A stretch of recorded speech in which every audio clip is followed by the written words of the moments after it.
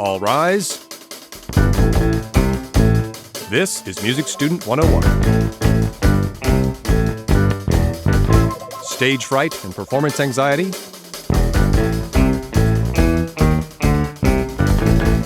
are common obstacles in a musician's life. There are ways to handle it, so you will be ready when it's your time to take up your instrument and approach the bench. Take counsel in your hosts, Jeremy Burns and Matthew Scott Phillips.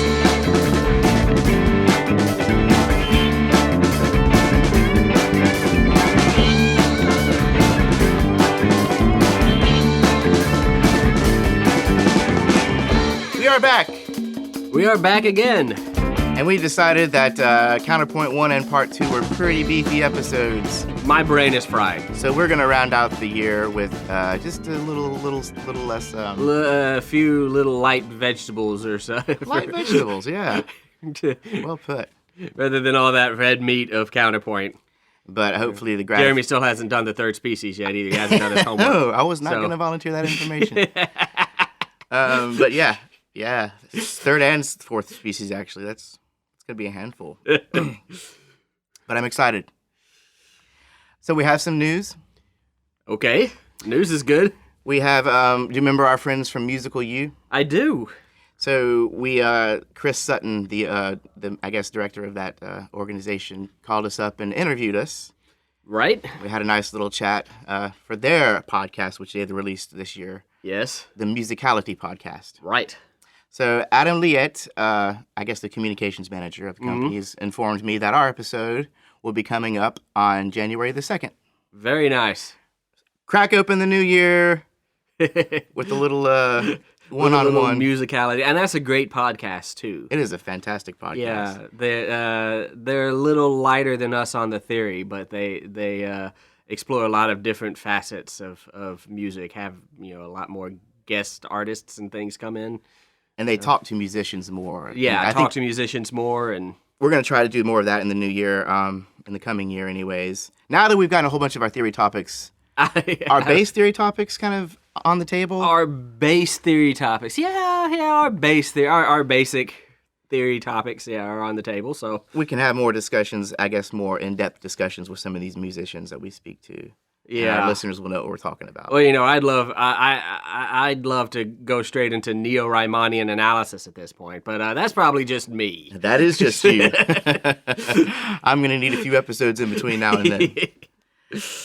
So that's great news. And in other news, we have a new friend, David Carr, who wrote us a nice little letter along with a donation. So shall I read it? Yes, please. Okay. Hey, guys. This is David Carr. Hey, guys. Just wanted to reach out and express my thanks for all the time you take to put together such a great podcast. I'm an adult who came to music later in life. At the end of graduate school, I discovered the practice rooms at our music school and started messing around on the piano for some stress relief. Stress relief. Yeah. Since then, absorbing all that I can about piano and music in general have consumed most of my free time. He goes on to say, you guys both have a real knack for teaching and making topics accessible to beginners. Which, nice. That's good to hear. Yeah. Because I kind of worried sometimes about the nerdiness. Yeah. The nerd factor. Because we're nerds. Because we're nerds. He says, I especially like it when you guys work through problems on the spot, as in ear training or harmonic dictation. Yeah, and that's not an affectation on our part. No, we're not doing that for effect. We're actually... we are often actually thinking through these things. Myself in particular. But yeah, he says we have a great chemistry working together. He enjoys the laid-back attitude and relaxed atmosphere that we create. And he says, keep up the great work.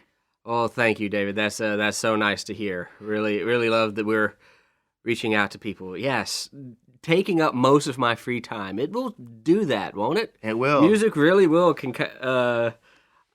begin to occupy, all of your thinking space. Another thing about David is he's not by any means the first who has mentioned that they're a little later in life and finding music. Right, yeah.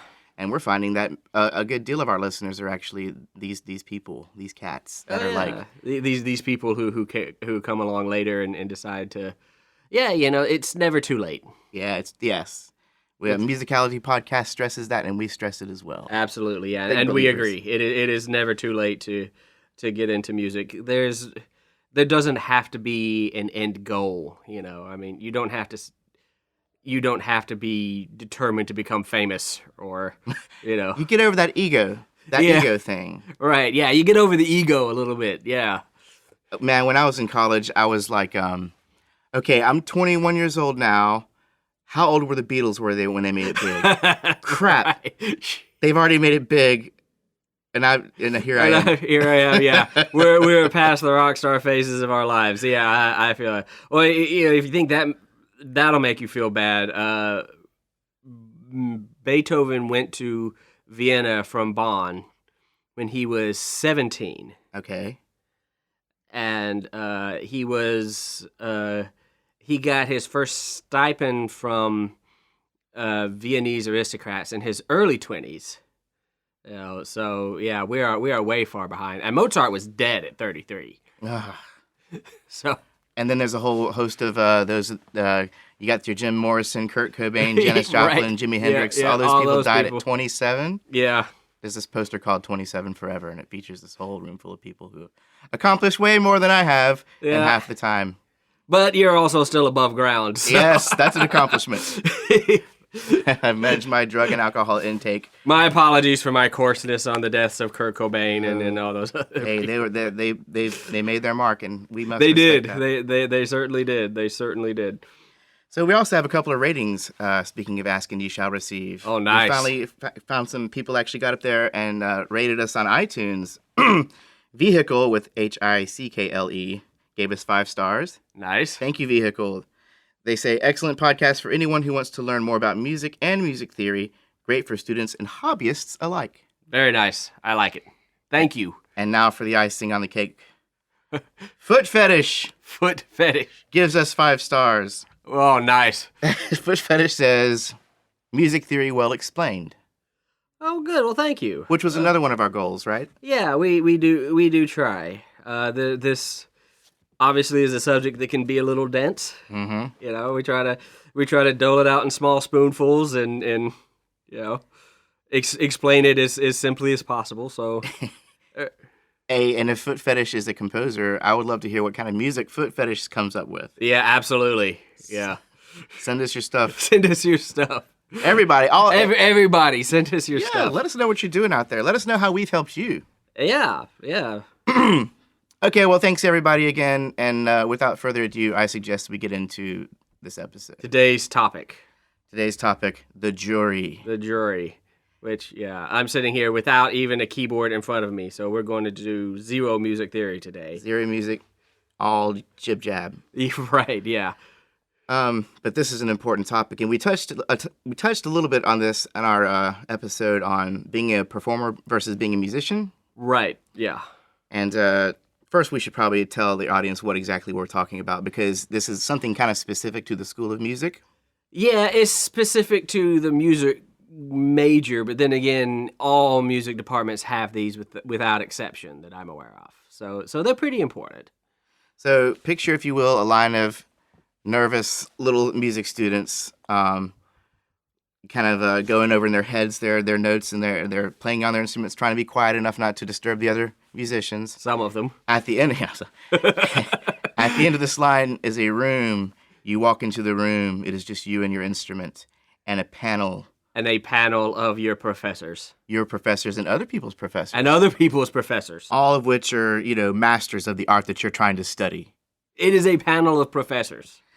Well, they have to sit there while you, to the best of your ability, crank out stuff. A prepared piece. And then maybe even an improv. Yeah. The idea generally is that you show them what you have been working on this semester. Mm-hmm. And here comes the real scary part. Demonstrate to them that you have progressed over the course of the semester.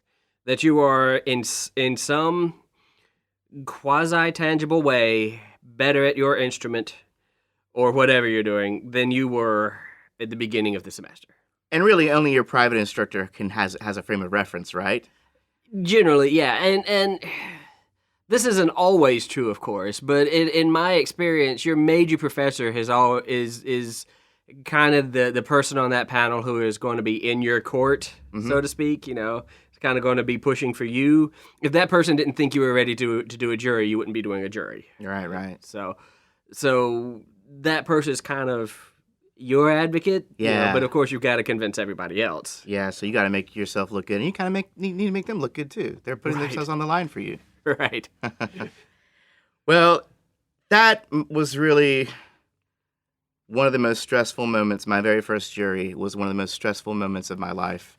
Now, in high school, I had to take a debate class or one of those speech classes. I did that, yeah. And you had to get up there and speak to the class. And, Right, yeah. Man, that was some sweaty times too. But this whole situation, I was playing All of Me with for my bass. It was Da da da. and it had that Oh, yeah. quarter note triplet that I was still trying to tackle at the time. Right, yeah, right. The Fit three quarter notes in the space of two quarter notes. What the infamous quarter note triplet. Yeah. And I played my piece. I got through with it, and then I kind of got out of my zone and out of my bubble and looked up and looked around, and they're all just kind of looking at me, not smiling or nodding or anything. And I was like, "That's it. Does anybody have anything to say?"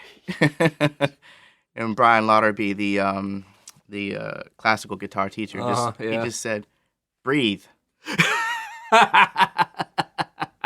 How could he hear? How could he know if I wasn't even breathing? But apparently I was not. I could have probably passed out because I don't think I actually took a single breath during that entire performance. Yeah, got to be careful, man. Yeah, somehow I made it out, but alive, having not suffocated myself. But yeah, what was your first jury like? Oh, geez. Let me think. Back to the dark ages. Mm-hmm. My first jury was also on the bass guitar. Uh-huh. I don't remember what I played. It could have easily also been All of Me. You and I had the same teacher, as we've alluded to previously. And I don't think he was there. I don't think he was even there. For No. my jury. Yeah. Oh, yeah. Remember that statement I said about your professor is the person in your corner? Ours didn't even show up. So there was no one in our corner. He might have had a gig that morning, though. He was a very busy man. He was. But if I didn't play All of Me, I played something similar to that. Mm-hmm. Some jazz standard. I want to say I played the melody and then took a turn walking through the changes. Yep.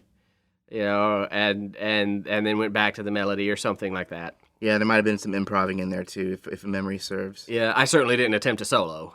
Right. So I did that. I think I might have been too ignorant to be scared. Mm. I think I might not have, I think it might have been a situation where I was like, I thought to myself, okay, apparently there's this thing called juries and, all this stuff I do in my lessons, I'm supposed to go do that. So, okay, I guess I'll go do that. Mm-hmm. And I did it. Yeah. And no disastrous fallout came from my doing that, so I guess I was okay. Right. Hold that thought. You might have heard a loud rumble or an explosion. That wasn't the world ending. That's actually my infirm stepchild, Chloe, and my brother. He brought his virtual reality PlayStation over here, and they're up there destroying things. Oh, very nice. I don't want to quell their fun, but if you hear something scream, or it's cool. It's all right. But anyway, I'm sorry. You were saying, so by the end of your jury... So by the end of my jury, I think I didn't experience the fear you did. I was too stupid to be nervous. I didn't have an appreciation for exactly how much. I didn't have an appreciation for the fact that I was being tested, really. So I was just kind of okay. That's done with that. Put my bass back in its case and went home. I wish I had not known what you didn't know. Yeah, well, that changed over the years, obviously. Mm-hmm. But, hey, and speaking of which, now that you're a professor and have been for some time, have you been on a jury panel? I have. Okay, tell me about your perspective, and maybe this can tie into giving some tips and some tips. Maybe okay. Yeah, I'll try. It's not as nerve-wracking being on the panel.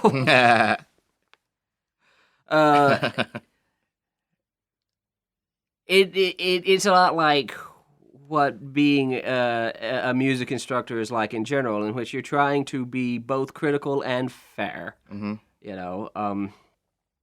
I don't think anyone on the panel wants to fail these students, generally. Now, different colleges, different things go on. Some professor may not like your main professor or something. Ah, politics. It does happen, right? Yeah, It can happen. But generally speaking, I've never, in being on a panel, I didn't experience a huge desire to just run these students through the ringer. Right. Even the jerk students? Because you can't really factor that in. Well, these particular students weren't my students, so I didn't have super strong opinions about them. But in the end, I remember thinking, okay, there's definitely some things these people are doing well. There are definitely things these people should be working on. And okay. Yeah. There you go, Like I said, I don't think there was any huge desire to just flatten their career or fail them out of lessons or do anything egregious like that. They'd have probably had to mess up pretty bad. I wish I had gone into it without that presumption. Well, I don't know how much professors really want you to have to know. I mean, I think part of the jury experience is they kind of furrow their brows at you and if they had called it anything but the jury, I would have been like 20 blood pressure points lower. What if they had called it private lessons finals? Because that is essentially what it is. Yeah. That would have been better than the jury. Yes, because if you're in the jury, you feel like you're on trial. Oh my God. See, if they'd have called it private lessons finals, I'd have freaked out. Okay. I didn't know what a jury was, remember, when my first jury. Okay. So it's like, well, I don't know what they mean by that. I'm just going to go in and do this thing, If they'd have called it private lessons final, I would have understood that and freaked out. So maybe we're comparing academic pressure to performance pressure a little bit. Maybe we are. Maybe we are. And I mean, obviously, history bears out that I definitely became an academic. And you became a performer. Which we're going to touch on again in a little bit because yes. There's an interesting little twist to all this. Yes, those two things. Now, if you experience stage fright, which is basically what we're talking about is stage fright here. A kind of stage fright, yeah. A kind of fear of judgment. A kind of fear of judgment. Well, if you've experienced stage fright, you're not alone. Practically anyone who's had to stand out in a crowd. Anyone who's ever had to give a speech. And some studies suggest that people fear stage fright more than spiders and even more than death itself. Wow. Surveys. Now, when people are doing these surveys, they might not be taking the time to think about death and its consequences. Yeah, well, death is such an all-encompassing subject, too. That's a different kind of fear, I think. But I think Jerry Seinfeld, I don't know if this was his quote, but he said at one point that if you're going to a funeral, you're better off in the casket than doing a eulogy. Speaking of death. Not me. I hate spiders. There's nothing I fear and loathe worse than spiders. But more than stage fright? Oh, yes. Oh, absolutely. Oh, absolutely. Well, just to give you an idea of how common this is, people from and like I said, anyone that's ever had to be in front of people, actors such as Emma Watson, Jennifer Lawrence, Mel Gibson, I've all experienced stage fright. And just a few of the many. Athletes, such as super tall center Wilt Chamberlain. Really? Yeah, Steve Sax was a second baseman for, I think, the Yankees. And he was world champ, but at one point, for some reason, he just could not make a routine pitch to first base from where he was. He was a second baseman. Just because all of those people were watching you. It resulted in 30 errors in one season, to where the syndrome is named after him, bless his heart. Oh, man. The Steve Sax syndrome. He came back, that's just so you know. But it's a funny little thing that happened to him. It also affects public speakers. Abraham Lincoln, hello?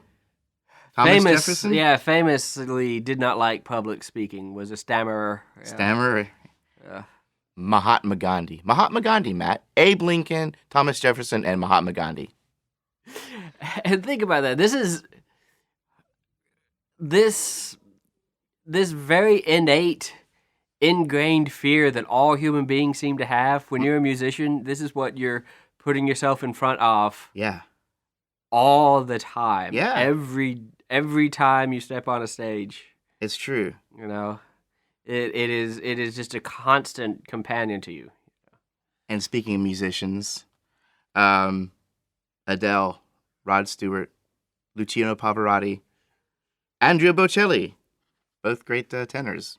Been in front, soloist, mind you. Yeah. Soloists, people who sing by themselves, not in a choir. Yeah. 100% attention. And speaking of soloists, guitar soloist Eddie Van Halen and self-proclaimed Prince of Darkness Ozzy Osbourne. Can you imagine? I actually can imagine. For some reason, Ozzy Osbourne does it. Maybe that's why he needed all those drugs. I also understand he's a recovering alcoholic. Yeah. Let's see here. So we were kind of talking about how, musicians who really, really this affects them, they can find other ways to still work with music and still do it, but not be quite in the spotlight, right? Yeah. So maybe if you want to play, you'll join a choir or an ensemble as opposed to being a soloist or a... It's because it's less direct attention on you. Yeah. If I'm there, I'm the only person, that's 100% attention. If there's two of us, there's 50%, and so on. Yeah. By the time you're in a choir, you're like maybe 3% of the attention, 3% of the pressure. Right, yeah. Now, another way some might suggest that a musician circumvent the whole performance thing would be to get into academia or education. Yeah, huh. Now, I don't know about that, Matt, because if you're in education, you're going to be up in front of a classroom. Usually, yeah. Typically, unless you get into research or whatever. Or private lessons or something. But okay. Your chances of having a career in education and never being in front of a classroom, I would say, are fairly small. Mm-hmm. So yeah, that can be intimidating. It can definitely be intimidating. Speaking of which, let's talk about your first day teaching. my first day teaching. Let's see. Experiences. Looking back, I was thinking. First of all, I got no sleep. The night before. Just I was awake the whole night. Because I was so nervous. It was an 8:00 class. I remember that. I was there at like 6:45. Oh. Yeah. Just nervous earliness, I guess. I mean, I had to make sure that I could get into the classroom, that all the desks were going to be arranged. Because, you just didn't. I was trying to prepare for everything. Yeah. Just absolutely everything had to be perfect. Okay. You get like a tape measure and space them out perfectly. Just about. I was practicing my handwriting. This was back at this classroom still had a chalkboard, not even a dry erase board, a chalkboard. And so I was practicing my handwriting, seeing if that was actually legible. Spoiler alert, not really, but it's gotten better. Just trying to prepare for everything. Making sure I had enough syllabi. I had like 16 students registered. I had printed out like 25 copies of my syllabus. Yeah. So just trying to be over prepared. When I was handing out the syllabus, I was so nervous my hand was shaking. I noticed as I was passing them out, I looked down at my hand and it was shaking. Did you drink a lot of coffee before this? Probably. I don't even really remember, but yeah, probably. I'm sure I did. So some suggest that a certain amount of preparation might help you to avoid stage fright, but it seems in this case, all the preparation you took still could not have silenced your shaking hands. Well, a lot of that unnecessary preparation probably didn't do much good. It might have even overbuilt the situation. Might have. Now, if you ever have the joy of teaching in an environment like that, if you're like a lot of people, and I've shared this anecdote with a lot of professors over the years. When you first start teaching, you that first semester, you come in and you have 6 or 7 pages worth of lecture notes, because you've got everything mapped out. You've timed how many minutes you're going to talk about this, that, and the other thing, and and you're always super prepared like that. You get to the point where you're comfortable enough doing it the amount of preparation you do. I won't say you do less, but you focus more. You focus more on I'm going to prepare what I want to talk about. I'm going to prepare my pedagogy. How do I want to explain this? And less, I'm going to prepare for if I walk into the room and there's no desks. That's somebody else's job, right? Ultimately. Yeah, ultimately. Desk, providing the desks. You hope they're there. Yeah. And good to Well, go. if Gum you walk, free of gum, bubble gum. yeah, if you walk in and there's no desks and you go WTF, it's like, well, it's a question of having faith in your own ability to handle that situation. You're going to go find desks. You're going to go figure out what happened to your desks. And even if students come in before you solve the problem, they're not going to think you're a bad teacher because you walked in and saw no desks. Right, right. They're going to see that you're trying to solve this problem, right? That you will lose a lot less points for that than you would if you came in and didn't know a good way to explain what you were supposed to be talking about. One of my professors, who is retired now, actually showed me his lecture notes one day, and it was written on a torn off piece of paper it was about 4 inches across, and he just and wrote like 3 sentences on it, and That's experience right there. That's experience. Yeah, this is a guy that had given that lecture so many times he didn't really need lecture notes. Right? That's confidence. Yeah. Yeah. So there's kind of a music anecdote that you go from 7 pages of lecture notes down to what were we going to talk about today? Oh yeah, okay. So Well, let me ask you this, Matt. Now that you've done this so many times, when you walk into the classroom, do you feel any of those symptoms that you felt that first day? Unless you're teaching a completely new subject or a new environment or something like that. I don't feel that. If I'm teaching a completely new subject, that's more work for me. It's more work to get prepared enough to come in and be able to lecture effectively. And that's really my secret. Is preparation.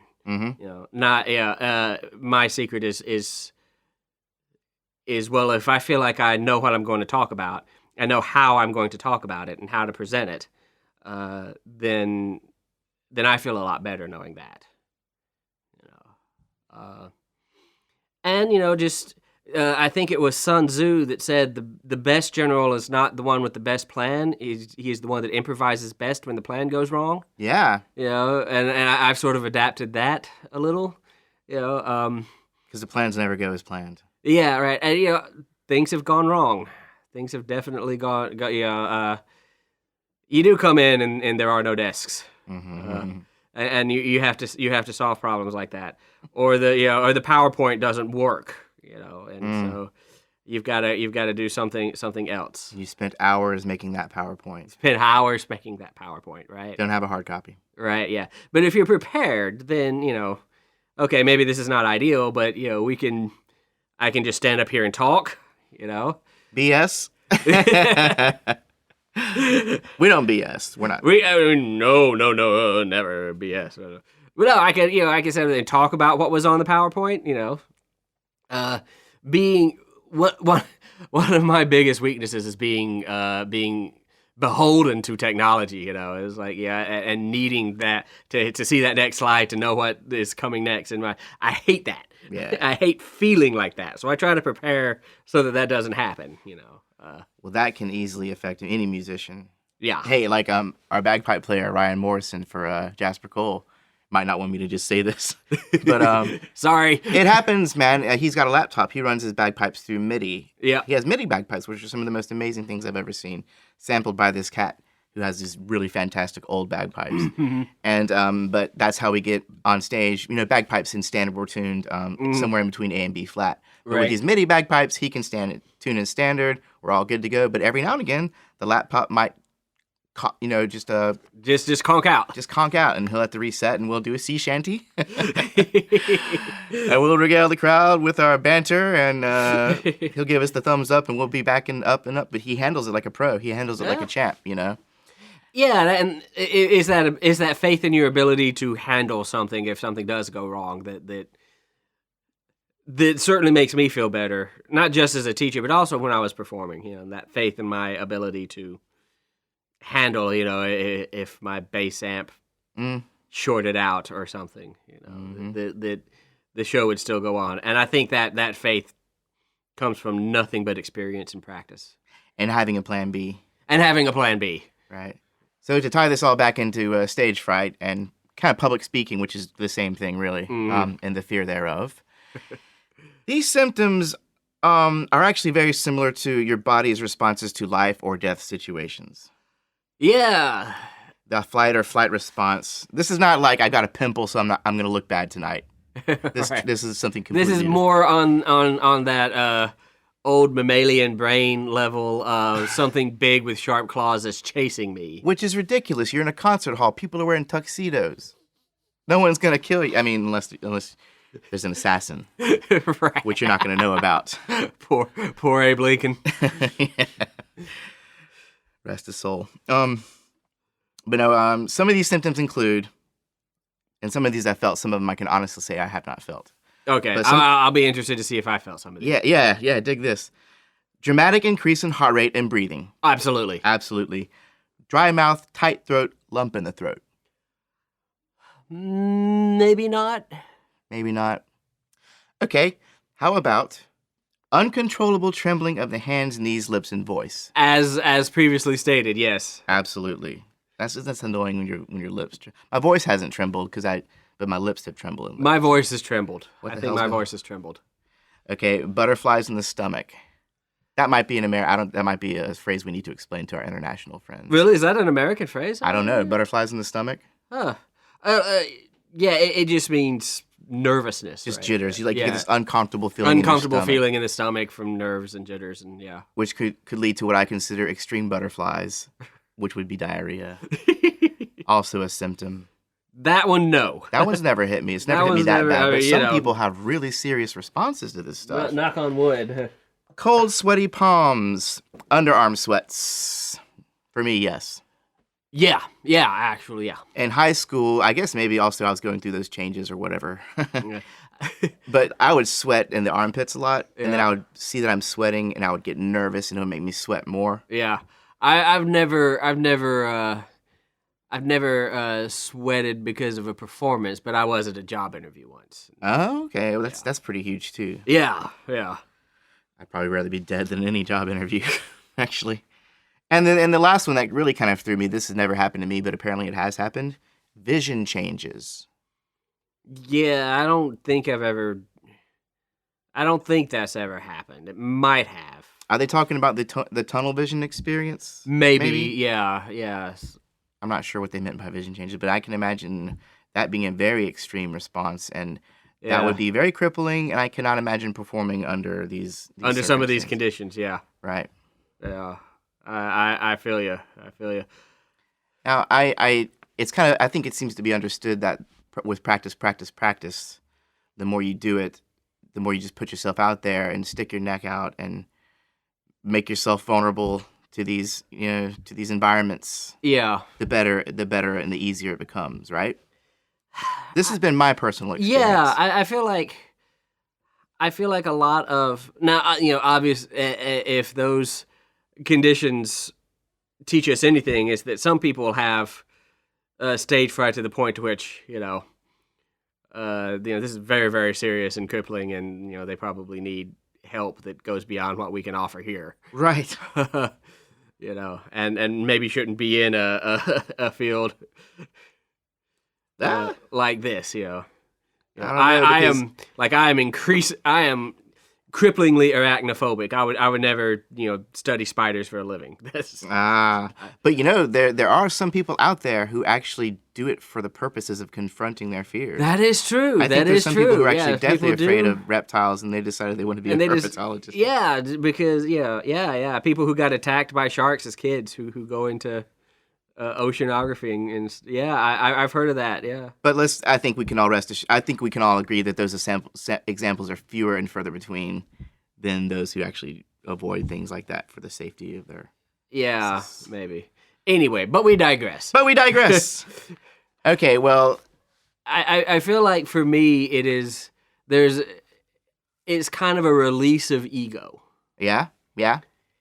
If I'm expecting perfection of myself for whatever reason, whether I think other people are about to judge me or other reasons, and I tend to be that way. I tend to be a perfectionist and expect perfection from myself, and it's unhealthy. But when I'm expecting perfection from myself, is when I experience this kind of anxiety.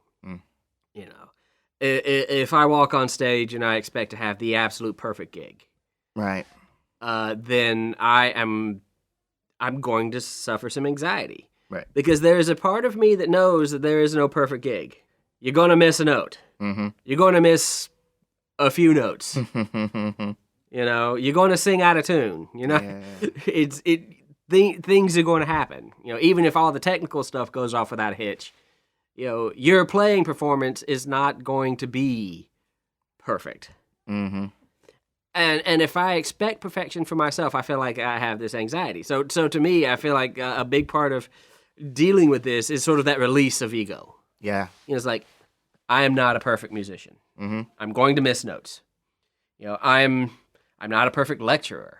I'm going to forget what the point I was trying to make was and go, what was I saying? I'm going to do things like that. I'm going to write the wrong clef on the board. If any of my students out there are listening right now, you guys are totally laughing because you know how much I write the wrong flipping clef on the board. and I do it like once a week. Yeah. At least. So, but those things are going to happen. So to me, combating that anxiety is sort of a release of that expectation that I'm supposed to get through this and have none of those things happen because it's just not true. Yeah. And the other half of that is then having faith in my ability to erase the wrong clef and write the right clef on the board. Yeah. Right. To get my thought back, to miss that note and keep right on playing. Okay, so we do have some good news for those of you who might be afflicted by this. Oh, to the good. degree that we've discussed thus far. I found an article on the ADAA website. That's the Anxiety and Depression Association of America. The author, Janet Esposito, has overcome her own fear of public speaking, and she has come to write many books on this, and this is her article. So what it kind of does is she talks about it a little bit, but then she kind of lists 10 kind of tips to reduce your stage fright. Oh, great. Let's hear this. Let's go ahead and just kind of just prattle them out, maybe. I'm interested in this list for my own personal benefit. Okay, you ready? Yes. Let's read them together. Okay. Shift the focus from yourself and your fear to your true purpose that is contributing something to the value of your audience. I love that. So you step outside yourself. I love that. If I was...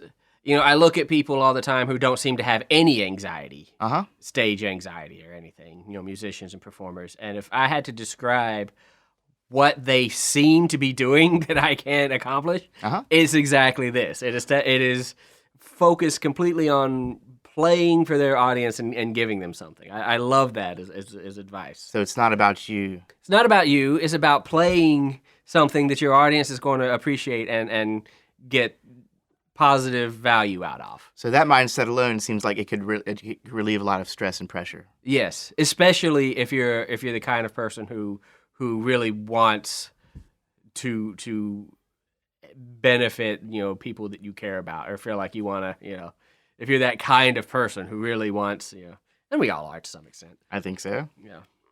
Next, I love that one. Also, stop scaring yourself with thoughts about what might go wrong. Instead, focus your attention on thoughts and images that are calming and reassuring. Calm blue ocean. Yeah. The first part of that feels to me like it would be the really effective part. Stop focusing on what might go wrong. Yeah. Because you'll drive yourself nuts doing that. You could go down a really serious rabbit hole. Yes. Okay, here's another one. refuse to think thoughts that create self-doubt and low confidence. To the extent that that's possible. Yeah. And now I imagine that's just in general. Like, Yeah. you make this a daily practice. Right, yeah. Don't beat yourself up. Do the opposite. Build Right. yourself up. Right, yeah, absolutely. Practice ways to calm and relax your mind and body, such as deep breathing, relaxation exercises, yoga, and meditation. I have never gotten into any of that personally, but I know people who have, and they swear by its ability to reduce just all kinds of stress. Exactly. Not only the acute stress of stage anxiety, but the chronic stress of just living life. Mm-hmm. I did a little bit of meditation back in college, but it didn't really stick. But when I did it, it was very nice and very relaxing. Oh, good. But I wasn't able to. I don't think I gained from it. I didn't spend enough time doing it to gain from it what other people seriously gain from it. But I think there's a lot to that, definitely, especially breathing. When you're breathing, you're kind of regulating your heart, your oxygen intake. You're just it's a healing. It's really a healing exercise. Right. Yeah. Next. So, okay, here's one that I'm also not great at, but exercise, eat well, and practice other healthful lifestyle habits. Try to limit caffeine, sugar, and alcohol as much as possible. Yeah, we're going to be bad at this one. Mm-hmm. We musicians are kind of famous for being bad at this. We could probably do without sugar. Yeah, we could probably do without sugar. Caffeine, you're crazy. No, you do not want to. You do not want to be around the version of me that's had no caffeine. I promise. Right. Yeah. Alcohol, I'm old and I don't drink a fraction of as much as I did when I was young. Right. Kids don't drink. Mm-hmm. So I can sort of take it or leave it more than I could when I was younger.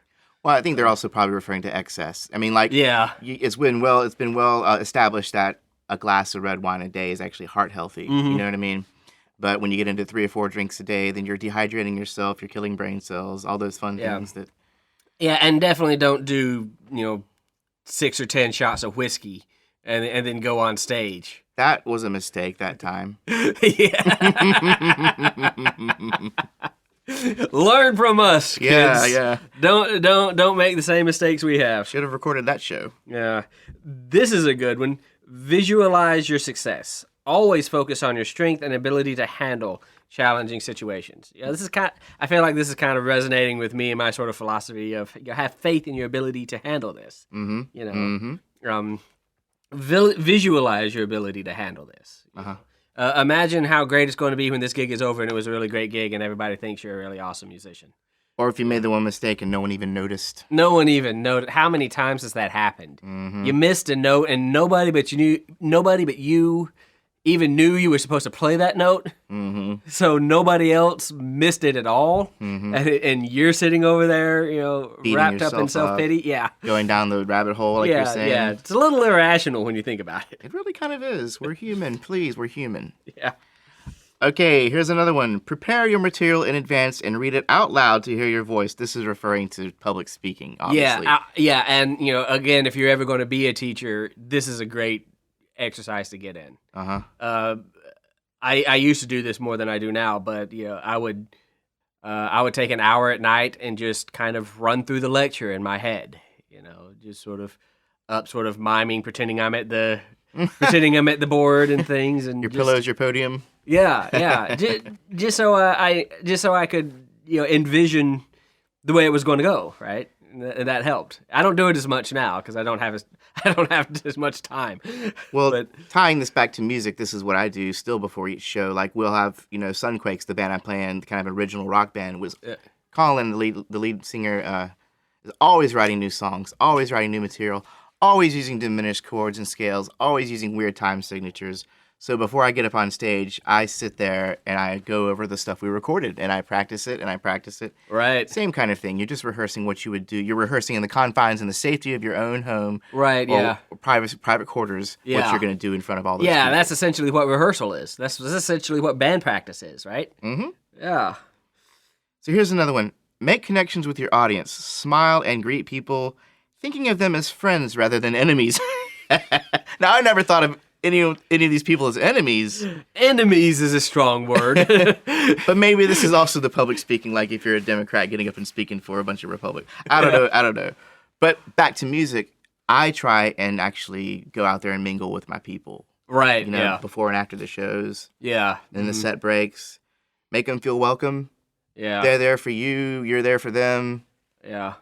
I'm sure at your concerts you do the same, I imagine. Oh, sure, yeah. When I'm going to a concert in which one of my compositions is being played, I'm effectively in the audience. The reason I'm there is to mingle. Oh, by the way, you think it's anxiety inducing to play music? Try having written something and then give it to somebody else to play. It's not in your control anymore. It's not. Yeah, you'll notice if they miss that note. Right. I will notice if they miss that note. Yeah, but yeah, try to treat them as. Try to recall that these people are not your enemies. That they're not necessarily out to get you. They want you to do well as much as you want to do well. And I think when you go out and mingle with them and make friends and connect with them, you might expect a certain amount of forgiveness for whatever Right. mistakes you might make. So that immediately alone psychologically relieves, I'm sure, a lot of the pressure. I bet it does, yeah. Good one. Mm-hmm. Let's see. Stand or sit in a self-assured, confident posture. Remain warm and open and make eye contact. Eye contact. Very important, though difficult for some. Yeah, self-assured, confident posture. I mean, those are all good things. Yeah, those are all good things. But if you're not natural, if that's not your natural state of being, embodying that persona might add a little bit of... Yeah, which jazz player was it that played with his back to the audience? Ooh, I don't know. Somebody write in and tell us which one that was. Yeah. I remember the anecdote, but now I don't recall which jazz player it was. But one of the really famous jazz players had to play with his back to the audience. Well, I think Jim Morrison, according to the Doors movie, Val Kilmer did that. Yeah. And, sitting or standing with a confident posture. You sort of have to stand with whatever posture allows you to support the multi-pound instrument you're hoisting. That's true.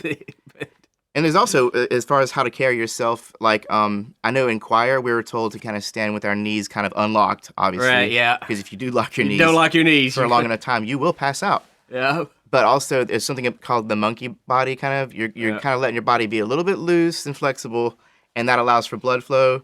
Right. You don't freeze up. It's supposedly one of the preferred stances when you're performing in a choir or... Yeah. So there's ways to carry yourself and hold yourself and be conscious of that, Oh, nice. I only bring that up because it might refer more to podium speaking and public speaking rather than performing on a stage, I think they're just talking about exuding confidence in general. It's the whole fake it till you make it thing. If you walk up and you show people that you're confident, you look confident, you act confident, even though you're dying on the inside, you're dying. You're riddled with self-doubt. You've got butterflies. You just want to go home. But if you could bust out your acting chops for just a little bit and exude a certain level of confidence, people might assume that you're worthy of a certain level of treatment. And then all of a sudden, they treat you thusly. Right. And you pick up on that, and all of a sudden, you're embodying this persona. Ideally. Yeah. Easier absolutely. said than done. But on some small level, it can happen. Right. Finally, we have giving up trying to be perfect and know that it's okay to make mistakes. Be natural, be yourself. Yeah, I think I actually said that, didn't I? Mm-hmm. Yeah, like that. It's not, don't expect perfection from yourself. Mm-hmm. Because it's not going to happen. Yeah. We're human. Yeah, we're human. It's not going to be perfect. But I know that the more love and effort you put into your art, and the more attention you give it, the more you cultivate it, the easier and the more natural it comes about when you have to put it out there in front of people. Yeah. If you don't work very hard on your work, you're not sure about your own work. How are you going to be sure about how they respond to your work? Yeah. Preparedness and release of ego, to me, are the two biggest. And let's talk about, before we get out of here today, I'd like to talk about just the whole kind of inching your way into it, kind of like small doses. Building an immunity to stage fright, perhaps? Right, yeah. So what if you just decide one day you're just going to go and bring your guitar to a street corner and just be completely backdrop as people walk by and throw a couple of quarters in your hat or whatever. Or if you just want to whistle in the bus station and look around and see if no one's making ugly faces at you. Right, yeah. There's probably some ways to ease your way into performing and doing stuff in front of other people. Yeah, you don't have to stand on that street corner any longer than you want to, right? If it becomes too much, then pack it up and head home. Didn't we have a funny little conversation once, Matt, about how maybe one thing to try would be to set up a bunch of little dolls, and that would be our audience? Like we're talking to a bunch of little dolls. We never did that, but that might have been kind of funny. But that's something you can do. But set up a bunch of little... This is probably something the kids might do more than us, but because we don't have dolls. I don't have dolls. I have action figures. Thank you very much. But yeah, putting up like a little audience, like, yeah, cardboard cutouts or whatever. that could work if you want to really put the effort in. I'm actually composing a piece right now that is based off artwork that uses dolls, and I would not recommend listening to the piece I'm composing based on this because it will freak you out. But I can already tell it's going to be creepy, isn't it? Yeah. There's going to be some diminished stuff happening in that. It's going to be a little messed up. It's going to... Okay, so one more thing I was going to mention. I found a really cool website called majoringinmusic.com, and there was an article called Reducing Music Performance Anxiety by Ruth Rootberg. And she's talking about something called the Alexander method. And it's kind of a breathing method. It's I've heard of this. Have you heard of this? Yeah. What have you heard?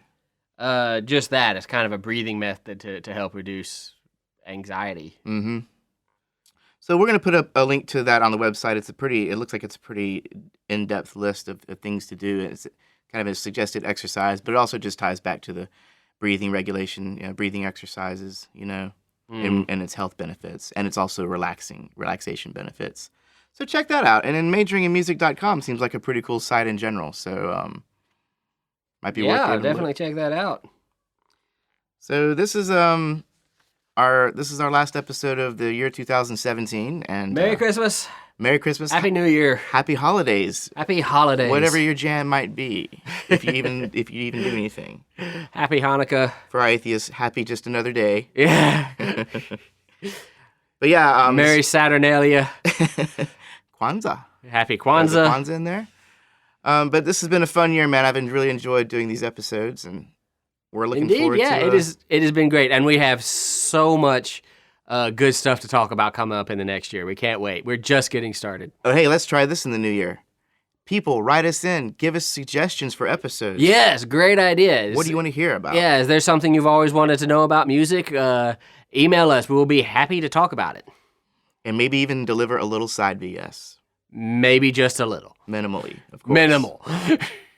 Because we don't digress, do we? Us? Never. Never. This whole episode was a digression. This whole episode was really just to avoid Counterpoint Part 3. Yeah, Jeremy doesn't want to do his counterpoint homework, so, I'm gonna do it, man. If you're disappointed there was no theory, Jeremy didn't do his homework, so, Jeremy's going to get a C- on Counterpoint now. I'll have it next year. That's what they all say. Anyways, thanks again for listening. We'll talk to you soon. Have a good one. Thanks again for listening. If you have questions or comments, contact us at info@musicstudent101.com. We're now available on Spotify, YouTube, and iHeartRadio. And be sure to check out our website for news and updates.